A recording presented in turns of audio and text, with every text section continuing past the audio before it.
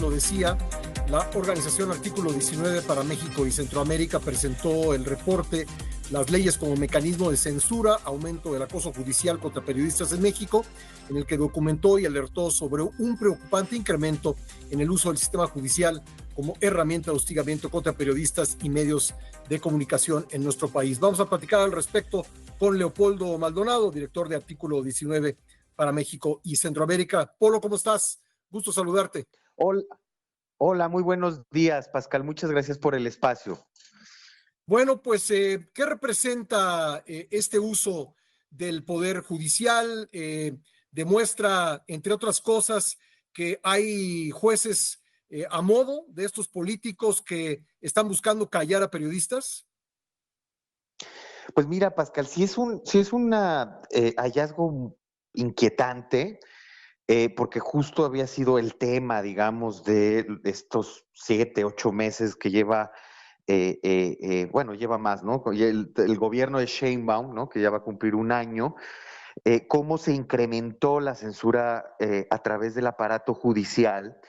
Y el hallazgo es escalofriante, ¿no? 51 casos en tan solo 7 meses, con corte al 31 de julio, lo cual ya supera por mucho el que había sido hasta entonces el peor año, 2021 con 40 casos. Estamos hablando de que cada 4 días se interpone una acción legal contra los periodistas y efectivamente preocupa en este contexto de la reforma judicial. Lo que sí se vislumbra, o sea, cuando nos preguntan, ¿se viene peor con la nueva judicatura? Yo respondería, es que en realidad ya estamos en ese Sí. contexto de realineamiento de los poderes judiciales con los intereses políticos y esto puede ser un claro indicador de ello. Lo que sí es que la incertidumbre hacia adelante y no sabemos si todavía va a empeorar ahora que formalmente estén en funciones a partir del 1 de septiembre. Pues sí, porque lo que los ciudadanos, más allá de que seamos periodistas o no, pero lo que la ciudadanía esperaría de sus jueces, pues es que estén en el frente de la defensa de las garantías, como la libertad de expresión. Así es, Pascal, y mira, aquí hay un dato muy importante. Cuando vemos que el incremento del acoso judicial durante el sexenio de López Obrador fue exponencial, se mantuvo en niveles muy altos, pero bueno, ahora repetimos, en 2025 no hay comparación, ¿no? Pero veíamos en los casos, sobre todo, la mayoría son del fuero local, que a pesar de resolverse mal por los tribunales locales, luego se enderezaban por la vía del amparo, es decir, por la vía del Poder Judicial de la Federación. Hoy ahí radica la incertidumbre. Si ahora el Poder Judicial de la Federación va a funcionar todavía como ese dique en contra de las arbitrariedades de los poderes locales que pues no tienen independencia, hay que decirlo con todas sus letras, y en donde sí ganaban muy fácilmente los litigios en contra de periodistas y medios. Ahora, ¿va a ser el Poder Judicial de la Federación ese dique o no? ¿Ese lugar de garantías o no? Y otro elemento, Pascal, la Suprema Corte ha mantenido una jurisprudencia, unos precedentes muy consistentes en materia de libertad de expresión que ayudaron mucho en estas disputas legales. ¿La Suprema Corte se va a mantener en esa lógica o la va a abandonar? Esa es una de las grandes interrogantes. Pues sí, porque, a ver, eso tiene dos efectos, estimado Polo. Por un lado, evidentemente, contra el periodista que sufre directamente el acoso judicial, pero también tiene el efecto, o pienso que busca eso, de atemorizar a otros para que no critiquen a políticos con el fin de no verse involucrados en una denuncia. Así es, ese es el doble efecto que se busca, el desgaste emocional y económico de la persona directamente denunciada o demandada, y por otro lado el mensaje a la colectividad, ¿no? El efecto inhibitorio como lo conocemos. Aquí hay que destacar algo, Pascal, y tú lo sabes muy bien, esta lucha por despenalizar la libertad de expresión. Lo que nos preocupa es que Sí, la mitad de los casos son en materia electoral, prácticamente el 50%, pero en segundo lugar vemos que se está utilizando cada vez más el derecho penal en contra de periodistas. Cuando esto Ujú. ha sido una lucha de por lo menos los últimos 25 años por quitar la libertad de expresión o sacarla de los temas de la criminalización y del derecho penal, ¿no? Y vemos con mucha preocupación que es ahora es el segundo medio más recurrido, la segunda vía más recurrida por los políticos. Por cierto, lucha en la que estuvieron muy presentes algunos de los que hoy son parte del gobierno. Así es, efectivamente estuvieron en esa lucha.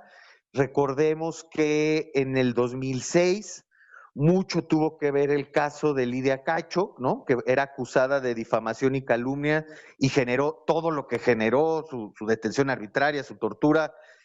Comenzó una cascada de despenalizaciones de los llamados delitos contra el honor, difamación, calumnias e injurias.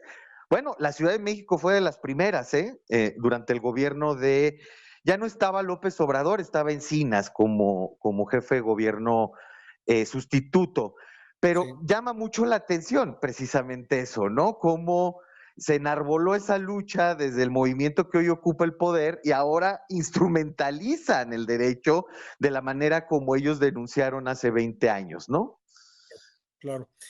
Oye, un último tema, Polo, me llamó mucho la atención, comento algo al respecto en mi columna de hoy en Excelsior, que la presidenta en su conferencia de ayer, pues hicieron un llamado a los medios de comunicación a que ahora les toca a ellos, a nosotros, los periodistas, pues dilucidar qué fue lo que ocurrió con el secuestro de el Mayo Zambada. Me pareció pues interesante porque esta invitación de la presidenta pues es a que hagamos nuestro trabajo, cosa de que todos nos hacemos, pero pues yo quisiera pensar que pues que es también un reconocimiento a la necesidad de este trabajo.